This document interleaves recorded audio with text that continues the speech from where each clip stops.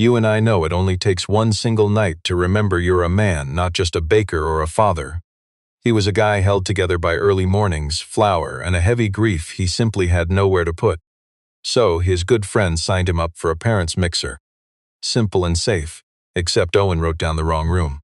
Now Liam found himself standing in a line of tailored suits and pricey watches, holding a card for Table 7 directly across from Scarlett Voss, the coldest business CEO in the city. She eyed his worn flannel and asked, "Do you know what kind of event this is?" He smiled gently. "I do, but I already paid for my spot." He entered the wrong room but found the perfect match. Stick with me. This story proves magic happens when you stop planning. He had been awake since 5 that morning. That was not unusual. Liam had been waking before sunrise for 4 years, ever since he realized that if he did not get up first, nobody else would. His bakery was a small corner spot on a quiet block, hardly famous, not featured in glossy magazines, nor the sort of place where influencers photographed their coffee. Instead, it was the sort of place where the smell hit the street before dawn, and locals knew the old door. Handle stuck on freezing days, needing a slight lift before it would finally open. Liam had learned to bake simply because his late wife, Claire, loved bread. Not fancy artisan loaves, nor sourdough made from a heritage starter. Just warm, dense, honest bread that made their house truly feel like home. When Claire died in a car crash 2 years after Bonnie was born, Liam had no words to explain loss to a toddler, so he poured his soul into baking instead. He turned all that grief into something sweet Bonnie could hold in her hands. 4 years later, his little bakery was still right there. So was Bonnie. And you and I can see that against all odds, so was he. Owen showed up before the shop even opened that Thursday morning, busting through the back door as usual, holding his phone out like it was a piece of hard evidence. Owen was Liam's oldest pal, the sort of guy who dodged life's hardest blows, staying blissfully cheerful because he lived at a comfortable distance. He proudly announced he had signed Liam up for a local matchmaking event that evening. A community gathering, he claimed, parents mostly. People who truly understand the deep exhaustion of living for someone else. "You need to be around adults," Owen insisted, pouring himself some coffee he definitely wasn't offered. "You have to remember what it actually feels like to have a chat that doesn't revolve around cartoons or loose teeth." Liam said no. Owen listed reasons. Liam kept saying no while quietly dividing the dough. Then Bonnie padded downstairs in her pajamas, dragging the stuffed rabbit she had slept with since she was 3. She watched the 2 men arguing in the kitchen and simply said, with the quiet authority of a kid who sees everything, "Just go, Dad. I can sleep just fine." She was 6 years old and already trying to give her father space. That completely broke him far faster than any of Owen's arguments. Just before he left that night, Bonnie dashed to the window table where she kept her crayons, returning with a neatly folded piece of paper. She quietly pressed it right into the front pocket of his flannel.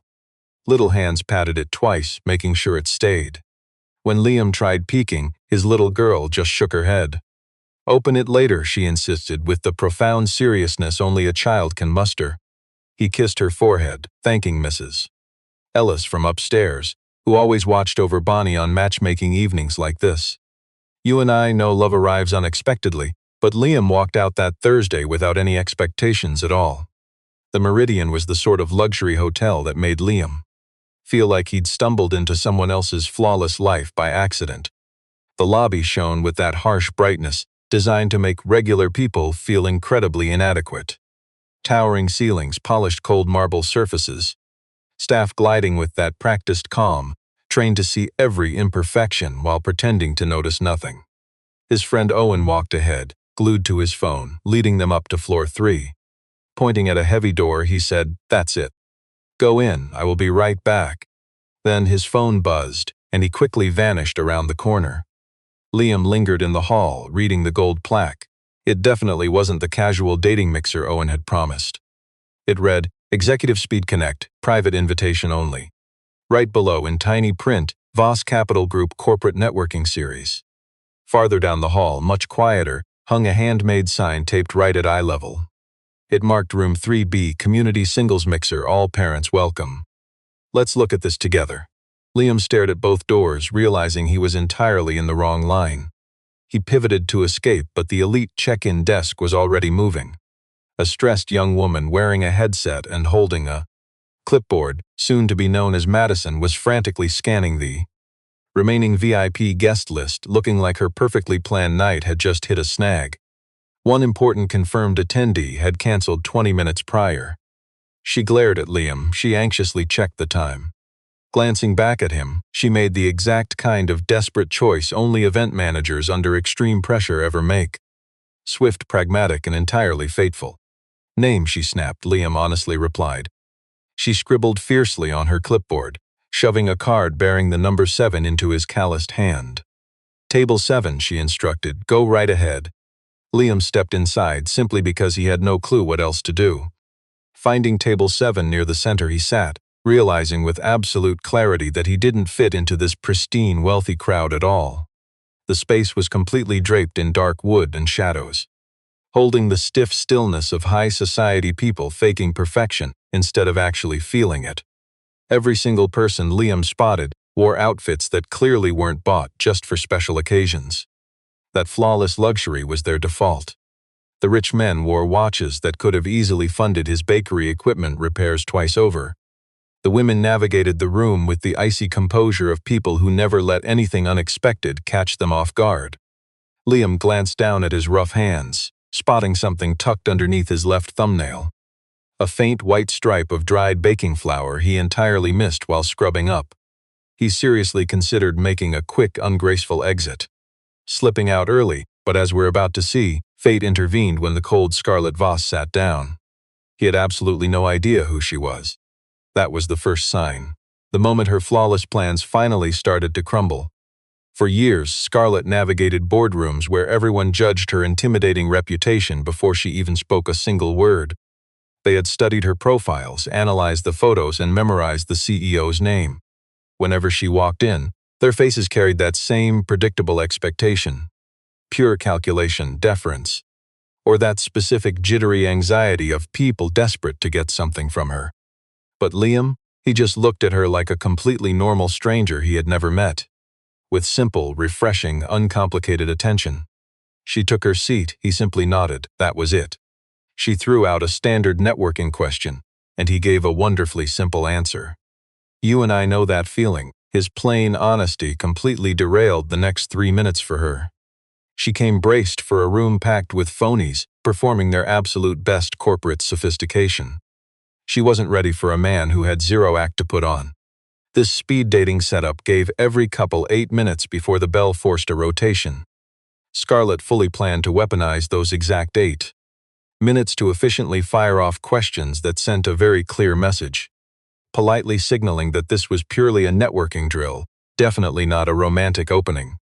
What business did he run? What were his yearly profits? What were his massive expansion goals, she asked. He calmly replied. A tiny bakery on a sleepy road, just enough cash flow to keep the lights on. His grand expansion strategy, finally fixing a broken oven he had ignored since last month. Her CEO brain had no script for this, not because his business stats blew her away. Honestly, by her ruthless corporate standards, his answers were entirely unimpressive. It was because this man had absolutely zero gap between his words and his true meaning. And she had genuinely forgotten what real honesty sounded like. She just sat there, absorbing that profound strangeness. He sat across from her, totally comfortable, watching the crowd with the grounded patience of a guy who spent years chatting over pastry cases with literally anyone who wandered in. The buzzer sounded. All around them, singles stood up and frantically swapped seats. Liam naturally got up to leave. Scarlett gently pressed one hand down onto the edge of their small table, not grabbing him, not totally blocking his exit either, and simply stated, sounding more like a firm directive than a sweet invitation, "You can stay." He stayed put. He didn't even ask why. A few minutes later, floating in that rare space where neither had to perform a script, he brought up Bonnie. He explained the dating event. A buddy had dragged him here because, as he casually phrased it without any melodrama, I apparently needed a firm reminder that I actually exist outside of the bakery. She quietly asked how long he had been raising her completely solo. 4 years, he simply replied. His wife had passed. Bonnie was only 2. No nearby family to help, Just Owen, the brutal early mornings, the flour dust, and the daily rhythm of baking what people needed. He didn't share this heavy history, begging for any kind of emotional reaction. He stated it plainly, like someone describing local geography, because grief and flour were simply the actual landscape of his life. Scarlett didn't offer pity. You and I both know everyone always says they're sorry. That apology had become nothing more than expected verbal punctuation.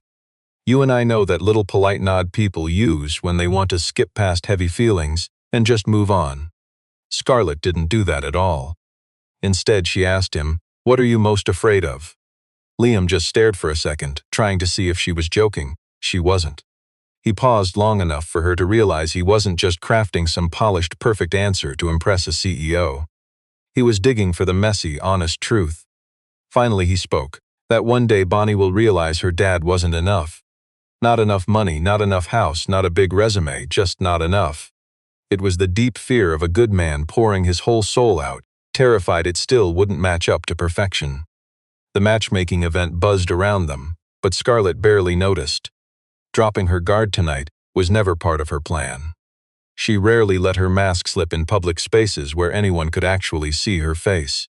Yet something about the quiet rhythm of his voice. The way things started with zero fake charm and just stayed totally raw. It chipped away at the thick armor she always wore. She almost shared her own truth, until he suddenly asked, "What about you? What are you most afraid of?" Nobody had dared ask her that in years. Not in boardrooms, not during her brutal corporate performance reviews. Not in any single chat she could even recall having. Everyone only asked CEO Scarlett Voss about her next strategy, her big moves, her bottom line. No one ever cared what gave her nightmares. She just stared at him. He stared right back, not looking for some weakness to exploit, but with the gentle curiosity of a guy who just genuinely cared. She kept her mouth shut but didn't break eye contact. Let's pause and look around the room together. Scarlett's sharp instincts never shut off, and she fully knew Diana was watching them. Diana had sat on her company board for 9 long years. She was the type who grew her patience exactly like other folks grew their ambition. Just sitting back, waiting for the perfect second to squeeze hard. The executives forced Scarlett to show up here for one specific reason. The big restructuring vote was 5 weeks away. Diana had spent 6 months painting Scarlett as a total ice queen, instead of attacking her actual business skills. Her crazy high profit margins made proving incompetence literally impossible. But attacking her flawless personality, claiming a woman who spent 12 years turning into a perfect corporate machine, was just not the proper leader to guide the brand through a phase demanding, as Diana smugly put it to the board, a much more human touch. This singles mixer was meant to fix that, pure PR control.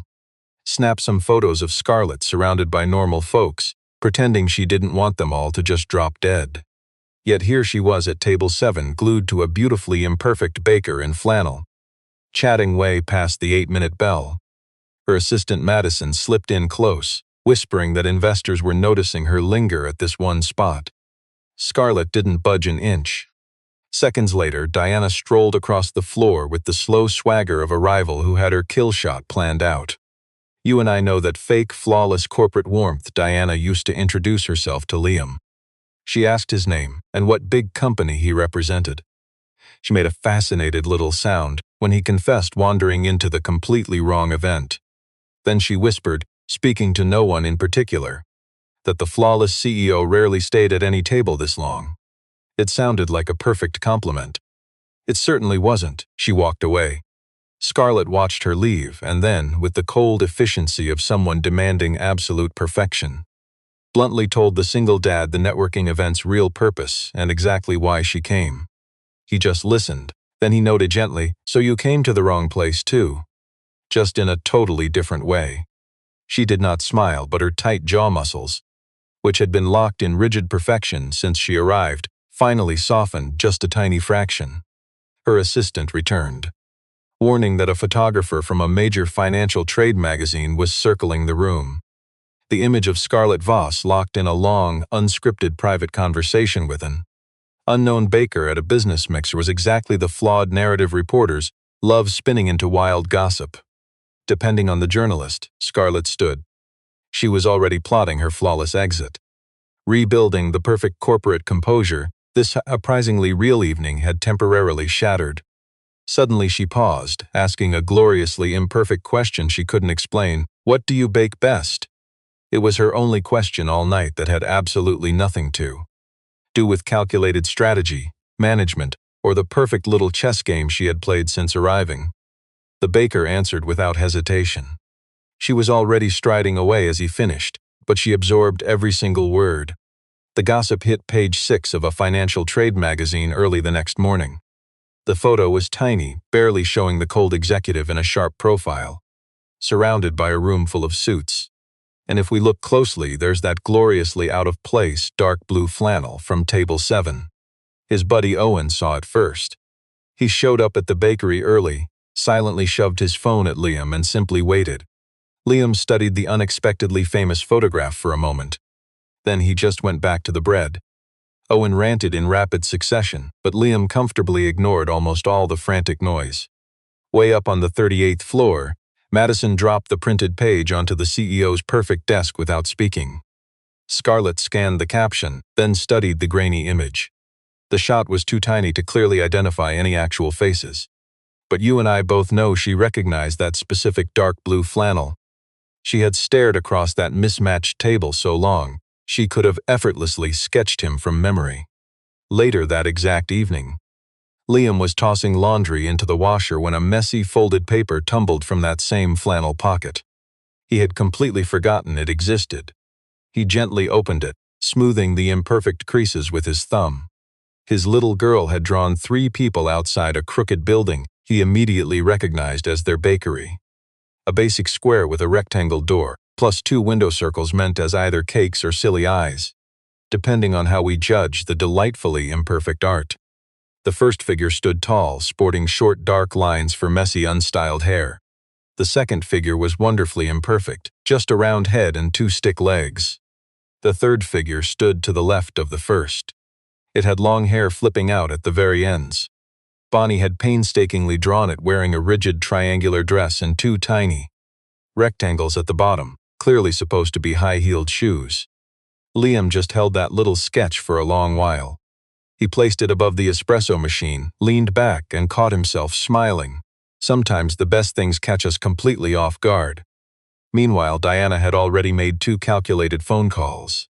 One to Scarlett, a perfectly polite chat where she brought up the photo expressing, in the rehearsed tone of someone faking concern, that she truly hoped it wouldn't distract from the big upcoming corporate restructuring. The second call went to a friendly journalist, placed carefully from her private cell. Later that evening, Scarlett told Madison to track down the bakery's address. When Madison asked why, Scarlett gave her rehearsed, flawless excuse. She just wanted to taste their fresh pastries. Madison wrote the address down and stayed silent. Because knowing when to stop digging was exactly how she'd survived 6 years there. Scarlett arrived Wednesday at 7:23 a.m., no driver, no assistant. No strict calendar invite to formally log this messy detour. She wore her usual gray cashmere sweater reserved for early meetings. You and I know it was armor, normal enough to pretend she wasn't dressing for an encounter she wouldn't name. The bakery door had a stubborn stick on the left. She had to yank the handle up to open it. Inside, the lighting was incredibly warm. It smelled like rich butter and baking heat. That deep, comforting scent baked into the very walls of a place doing real, honest work every single day. Liam stood right behind the counter. He looked up, noticing her with the calm grace of a man who spent years welcoming everyone who walked in, no matter their mood, attitude, or messy state of mind. He didn't look shocked at all. If anything, he looked like he was expecting someone, like the right person had finally stumbled into his ordinary life. "Croissant or garlic bread?" he asked. It was beautifully simple, the most unpretentious thing she'd heard all week. Before Scarlett could even reply, Bonnie appeared. She hopped over from a sunny corner table, eating breakfast in a school uniform with the top button totally undone. She marched right up to Scarlett, staring up with that completely unguarded, frank, thorough evaluation that only very young kids and truly genuine people are capable of giving. Then she asked, "Are you the lady from my drawing?" The bakery's 2 other customers sat at a far table. They didn't even look up, Liam froze totally still behind the counter. Let's look closely here. Scarlett stared into earnest brown eyes, asking a question with absolutely zero corporate strategy attached. Just a sweet child asking a thing she genuinely wanted to know. Before Scarlett could find an answer, Bonnie continued, nodding to herself, "You're really pretty. Dad's a terrible artist, but I think I found the perfect fit." The little girl turned back to her breakfast, acting like the whole matter was entirely settled. Liam offered Scarlett a seat while he wrapped up his early morning prep. They didn't talk like they had at that upscale matchmaking event. Gone were the rigid structure, the 8-minute timer, and the exhausting professional performance surrounding them. They spoke the way two people do when they finally drop the act and have nowhere to be. The single father explained exactly why he opened the bakery. He didn't sugarcoat a thing. He spoke about Claire and that terrible car accident. He talked about his 2-year-old, a toddler who couldn't grasp forever but felt her mother's absence as a heavy, cold space where someone warm used to be. He told her he had only started, making those cakes because it gave little Bonnie something that still held her mother's gentle warmth. Every morning he came downstairs before dawn, crafting something real that people carried with them into their days. He wasn't chasing some perfect dream but running from grief. When pain has nowhere to go, it has to become something you can physically hold on to. He said this without any act. Just like he had said everything else since the cold CEO first sat across his table. Scarlett just listened. She didn't interrupt once. When his quiet story ended, she sat holding her mug. Without even realizing it, she had drained the entire cup down to the bottom. She hadn't let her guard down like that in absolute years. Little Bonnie reappeared right before Scarlett stood to leave. The toddler shoved another drawing into Scarlett's hand, much sloppier than the one she gave Liam. The crayon lines were loose and tilted, but clearly recognizable. 3 stick figures again, matching the exact picture tucked inside Liam's warm flannel pocket. A picture now resting above his washing machine, a detail our busy executive knew nothing about. She took the messy drawing and stared at it. It was a brief, unguarded second, the exact kind of moment that catches you completely off guard before you can rebuild your walls.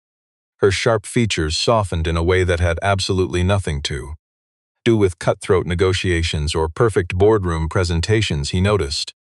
She carefully folded the paper, slipped it into her designer bag, and walked out without ever explaining why she kept it. And the baker never asked. The hit piece dropped the next morning at 6. Someone had clearly worked very fast. The brutal headline was sharpened overnight. Voss Capital CEO socializes beneath her class, strategic move or personal distraction. They used that same blurry photograph from the disastrous matchmaking event. But Liam's bakery was named, his quiet neighborhood exposed. One paragraph dismissed the single father as a simple small business owner with zero corporate ties. Within 2 hours, 3 different people texted Liam. 2 were just being nosy. The third was the malicious kind, waiting to see how the poor baker reacted. You and I know how gossip works. He felt the heavy tension immediately upon opening.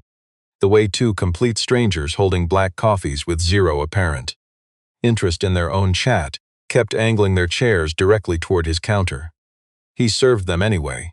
He baked the morning sourdough. He completely ignored his phone. But by the time he grabbed Bonnie from preschool later that afternoon, the nasty gossip had infected the playground too. A random mom in the pickup line. Someone he only traded polite nods with for 3 years finally asked, "Let's see how perfection crumbles." Someone used a fake sweet voice, asking Bonnie if her dad was dating anyone interesting.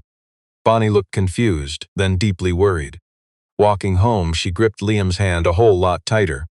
Safe in the car, she finally asked, "Dad, is something wrong with you?" Not wrong with the drama. With him, he sat in silence for a while. Then he made a choice. No PR strategy, no careful planning, just the raw fact that his daughter got dragged into a messy spotlight that had absolutely nothing to do with her, and that demanded a response, something totally direct, fiercely clear, and handled right face to face. He did not even call. He drove straight to Voss Capital the next morning. Bonnie at school, the assistant's number completely ignored. He told the front desk he was there to see Scarlett Voss, ready to wait all day if needed. The attendant just stared at his dark blue. Flannel shirt, no appointment, and how impossibly calm this single dad was. Then he nervously called upstairs. Scarlett was stuck in the boardroom. Not a normal meeting, but a trap Diana carefully set up, hiding on the calendar under Q4 image and stakeholder alignment review, which was just corporate jargon, meaning exactly whatever the person pulling the strings wanted it to mean right then. 7 executives sat around that table, including Diana, sitting closest to the window, already wearing that specific smug little look she always got when she thought she won. Then Madison knocked, announcing a visitor downstairs was asking for the CEO using her first name. Diana raised her eyebrows in a perfectly calculated look of concern. She smiled pleasantly and said, "Send him up." Liam strolled into that 38th floor boardroom wearing the dark blue flannel that had been washed 100 times, looking a little faded at the left shoulder. He looked at 12 people, locked onto Scarlett at the head of the table, and spoke only to her, ignoring everyone else. "I do not care about that article. But my daughter faced questions at school pickup today that she did not understand or deserve. I want to know if all this is worth continuing. Here is where you and I watch perfection shatter." The boardroom went dead silent, paralyzed by something entirely unscripted. Diana just watched Scarlett, cool as ice, like an engineer seeing her clever trap finally start to spring shut exactly the way she planned. If Scarlett publicly tossed him out, the tabloid story grew legs. Cold female CEO dumps the baker after enjoying the press hype. But if Scarlett claimed him right there, Diana would call it proof. Proof of bad judgment, wild emotions, and letting romance ruin her corporate focus. It was a brutal trap, and Diana had measured every inch. Scarlett looked right at Liam. She stared down the 12 executives at that table. Then she looked at Diana, hands neatly folded, wearing that perfectly fake, calculated corporate smile. And then she did the one unscripted thing that Diana, despite 9 years of plotting, could never actually prepare for. She threw out the perfect corporate playbook entirely. She stood up. You and I know real love ignores logic. She skipped the corporate optics, looked at the room, and finally spoke. "I have run this company for 12 straight years," she said. "I let go of everything, not directly. Tied to the job, convinced that flawless standard was exactly what I had to maintain. And I truly thought that perfect discipline made me effective. I'm no longer sure that's right, but I know what I want to try, and I expect this room to respect my choice." Then she locked eyes with Liam and said, "Yes, it's worth it." She spoke simply, dropping the corporate polish. Diana inhaled sharply. The room's energy fractured. Before Diana could react, Madison slipped through the door behind Liam, setting a printed document on the table. Not in front of Scarlett, but directly before the board chair next to Diana. Madison announced she had quietly held on to the past 3 weeks of emails that the board really needed to review at their convenience. She didn't reveal what those messages held. Honestly, she didn't even have to. Diana stared at the folder. The board chair slowly turned toward Diana. Diana held her perfect mask together with the practiced skill of a lifelong corporate survivor. But the power dynamic had completely flipped, and every single person felt that shift. The meeting wrapped up without a single piece of Diana's carefully engineered resolution. Liam walked out of the building before anybody thought to question him any further. He hadn't gone there to play the hero, destroy the company, or give a speech. He simply showed up because his daughter had been scared, and because real life just needed honest answers. You and I know he'd spent 4 years learning that dodging messy reality never actually fixed anything. Stepping into the afternoon sun, he shot a quick text to Owen that simply read, "Don't ever sign me up for anything else." Owen texted back immediately with 4 questions. Liam just put his phone away. Scarlett messaged him that night. No phone call, no flawless corporate assistant involved. Just her personal number, typing the vulnerable words straight into the message field herself. "The bakery right before you open Saturday." He read the screen while standing in his kitchen. Bonnie sat behind him, quietly drawing. He simply typed back a single word, "Okay." Then he put the device down and returned to the pastry dough resting on the counter. And if he handled that dough with much more care than usual. If he kneaded it with a surprisingly tender, almost distracted kind of attention. He convinced himself the bread just needed it. That was partly true, but definitely not the whole story. She arrived at exactly 5:58 Saturday morning. The pavement was still bathed in gray dawn, the avenue completely empty aside from one distant delivery truck. Scarlett waited right outside the bakery door with no luxury car idling at the curb and no perfectly optimized calendar invite for this hour. The front sign clearly said closed. She heard him moving around inside. The rhythmic sound of a man who belonged there, navigating his simple familiar space without a second thought. She knocked. The door swung open and Liam met her eyes, not entirely shocked but radiating a quiet warmth. "Earlier than I had expected," he said. She looked at him. "I didn't want to be in the wrong place again. You see the beauty here." It was the first time this untouchable CEO dropped her flawless armor to just be real with someone. Then Bonnie trotted downstairs.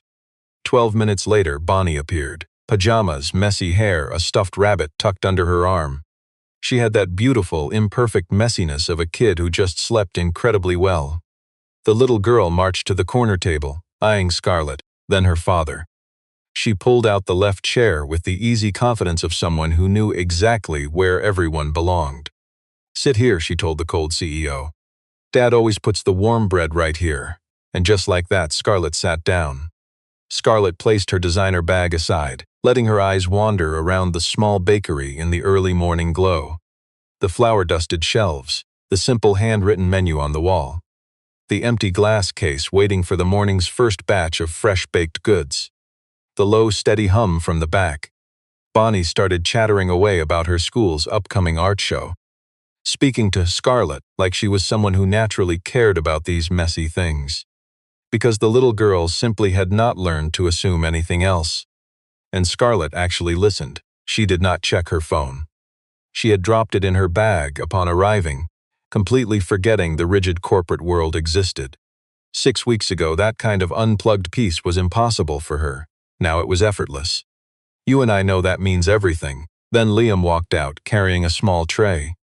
He placed a steaming coffee in front of Scarlett and a tall glass of milk for his daughter. Then, he reached into his flour-stained apron pocket and set something right in front of her. A single warm bread roll. Wrapped in plain white paper, just one word written on the outside, scrawled in his messy blue pen. Scarlett, just her name, not her title. No initials, none of the intimidating labels the business city knew her by. Just the simple name she was born with, before the armor and the empire. A name that had absolutely nothing to do with the massive company she had built, her heavy responsibilities, or the flawless image 12 boardroom suits demanded. She just stared at it for a moment. Beside her, Bonnie leaned over to inspect the writing, giving a little nod of satisfaction. He spelled it right. He practiced. The first customers arrived at 6:05. Liam retreated to work behind the counter.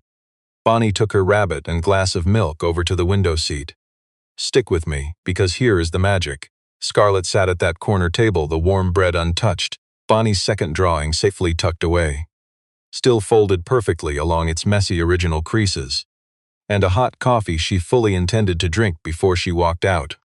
Through the counter window, she watched Liam moving around his busy kitchen with the relaxed grace of a man who never had to fake perfection in his own space. She watched little Bonnie over in the window seat, briefly squishing her nose against the glass to look at a stray dog outside, before pulling back, happily returning to whatever one small world occupied her mind. Slowly, the pastry shop filled with the lively sounds of the morning. The shop door opening, the warm greetings, the heavenly smell of fresh baking bread rolling out from the back in warm waves. And Scarlett Voss, a woman who spent 12 long years becoming perfectly unreadable in every single room. You and I know the feeling. Sitting in that imperfect bakery, dropping the cold act and finally feeling entirely beautifully present. Eventually, she stood up. The tables were filling as the morning rush hit and reality called. She had a corporate meeting in 2 hours. You and I both know she still had parts of her week demanding that flawless CEO persona she spent 12 years building. She grabbed her designer bag. Bonnie glanced up from the window seat, asking without a single hint of worry, with that easy confidence kids have when they already know the answer. "Are you coming back next week?" Scarlett simply looked at her. Then her eyes drifted to the kitchen window. Liam stood watching.